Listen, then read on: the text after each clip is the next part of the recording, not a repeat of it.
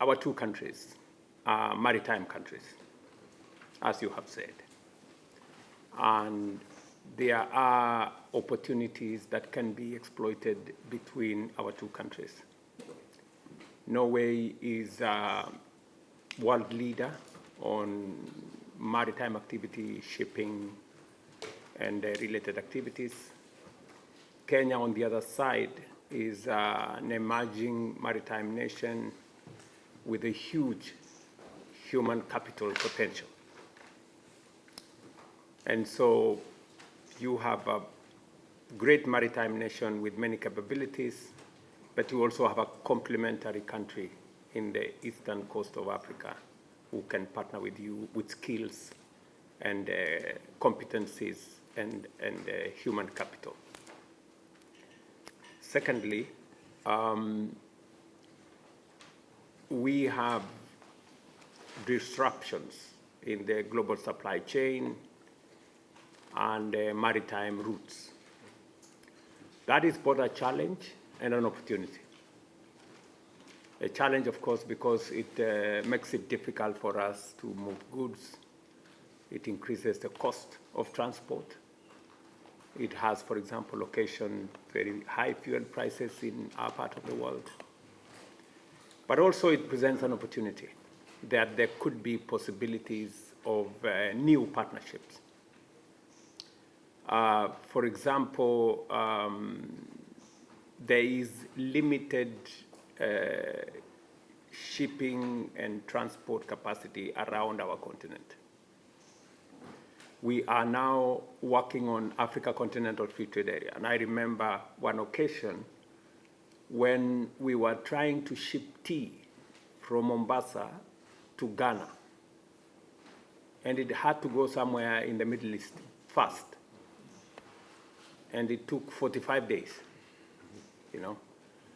That presents an opportunity that there could be configurations on what new maritime routes can be established. And now with the challenge we have with that place called Hormuz, which has become famous all of a sudden. We didn't know about Hormuz until whatever happened in Iran happened. So I think it presents us with a new opportunity to look at what can Mombasa and your ports here, what can they do together? I know the CEO of our Mombasa, Kenya Ports Authority in Mombasa, and has been to see you people. They've been to Antwerp, they've been to many, and we are looking for partnerships between the port of Mombasa and the port of Lamu. There is opportunity for consideration, not just for human capital or people who can be trained to supply labor, but also new transport routes. I think there is also opportunity for us to leverage on Kenya's green energy resources to not only find opportunities for green fuels through our geothermal and other green energy sources, and see how we can also green our maritime activities, or at least begin to respond to the carbon footprint that is so naturally obvious. We've just developed a fish port in Mombasa, in a place called Shimoni, and we are looking for an operator who is going to work with us. So there is an opportunity for us to explore those possibilities there. And that is why I think there is need for us for this engagement, so that we can find the opportunities that can benefit your shipping line, and that also can benefit Kenya and our region and the maritime routes. Kenya and Norway both support international cooperation, international law, and international efforts to strengthen maritime security. It's important for us to have a dialogue of how we can protect our shared interests in face of all the challenges. Second, while these challenges are important, we also have to remember that there are great room for opportunities between maritime nations such as ours. Norway has the world's 5th largest commercial fleet in the world. Kenya's maritime sector is strong and on the rise. Given an ambitious and forward-leaning national blue economy strategy, including record investments in Kenyan maritime infrastructure.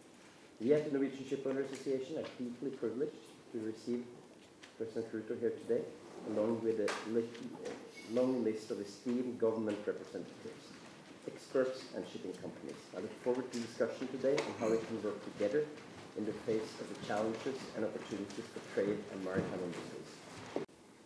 I am happy that the Minister of Fishery and Ocean Policies has recently invited Kenya to sign the Copenhagen Declaration on Transnational Organized Crime in the Global Fishing Industry. Following its adoption in 2018, it now has the support of 61 countries, and we hope that we can welcome you to take part in the Blue Justice Initiative.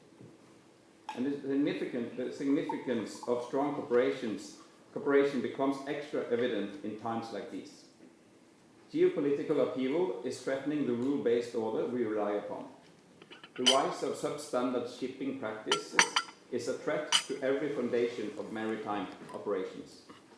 It erodes trust, compromises safety, and puts the credibility of the entire system at risk.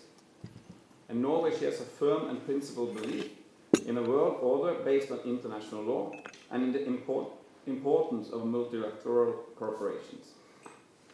And climate change is felt all over the world and is challenging to our societies, economies, and the very ecosystems we depend on.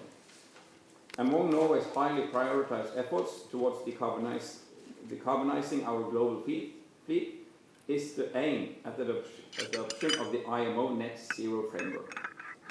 Representing one of the world's leading maritime nations, with an industry at the forefront of technologies such as alternative fuels, automation, and maritime safety, my message is very clear. Transformation requires more than technology. It requires trust, collaboration, and right people, who are our most valuable asset. And the potential for transforming our industry depends on our ability to upskill and attract the men and women we need to our sector.